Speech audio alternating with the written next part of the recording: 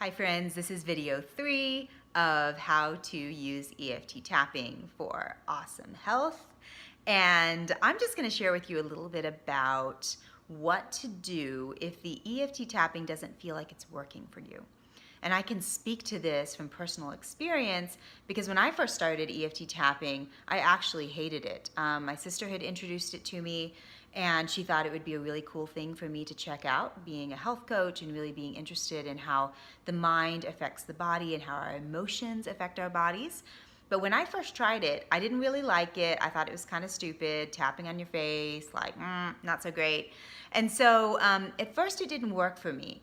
Part of the reason was not just because I didn't really think it was going to work, which it can work even if you don't believe it will work, though it works better if you're open to the possibility that it might work for you. But the other element here is that as an American culture, there's a tendency for us to have suppressed emotions for so long that we don't actually feel our emotions because they're uncomfortable or they're unfamiliar.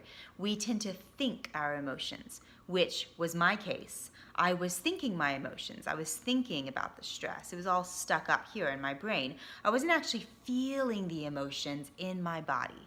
And if you don't allow yourself to, in a sense, take the elevator down from the top of your brain and actually be in your body, then you're not able to experience as many of the healing benefits because you're thinking your emotion, you're stuck up here in your brain rather than feeling the emotion, which the feeling is inside of your body. This is your subconscious mind, which is not up here in your head. The subconscious mind is the autonomic nervous system that is throughout your entire body. So you really have to allow yourself to feel what you're feeling. Now remember, these emotions can feel a little bit scary if we're not used to feeling, but just know emotions only have a shelf life of 90 seconds to 2 minutes. So when you fully feel that emotion, you're fully allowing that experience to just kind of take over your body. It passes through you very, very quickly. It's just we become afraid of what might happen if we actually fully feel our emotions. So that is number one. Really feel your emotions rather than thinking your emotions. Super, super important. Okay, so the next thing is make sure that you're on the tapping points. Some people, after doing tapping for a little while, they're kind of off the points. Like they, instead of being like right on this point, they'll kind of be like up here or off to the side. They're not actually hitting the tapping point.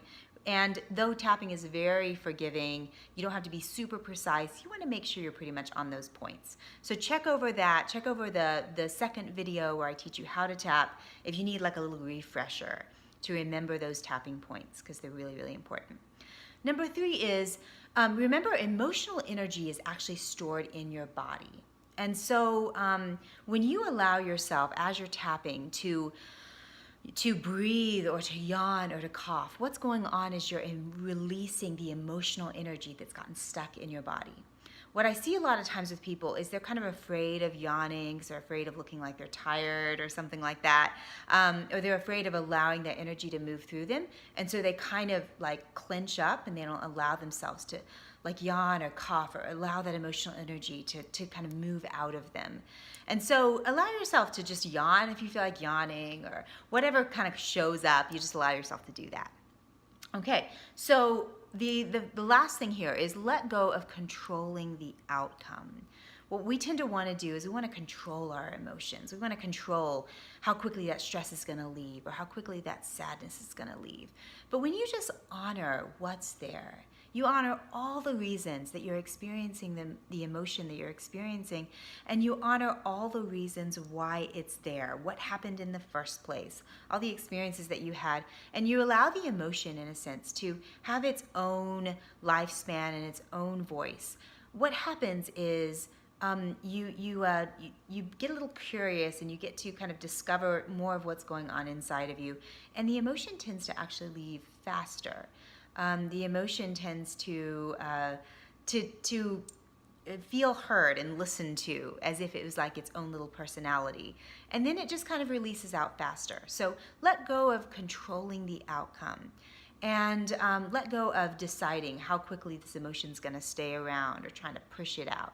We want to really honor our bodies and we want to create a relationship with our emotions like we would with a person, with a friend or a spouse. We want to really think of our bodies as a living, breathing human being that really needs love and attention.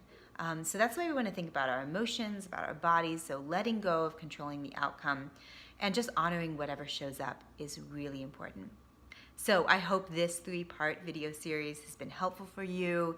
Once you learn this EFT tapping, you can use it for so many different things. And I am just sending you all so much love and so much encouragement to stay focused in on your health journey, because you are worth it. It's so worth it to keep moving forward into the truest, most vibrant you possible.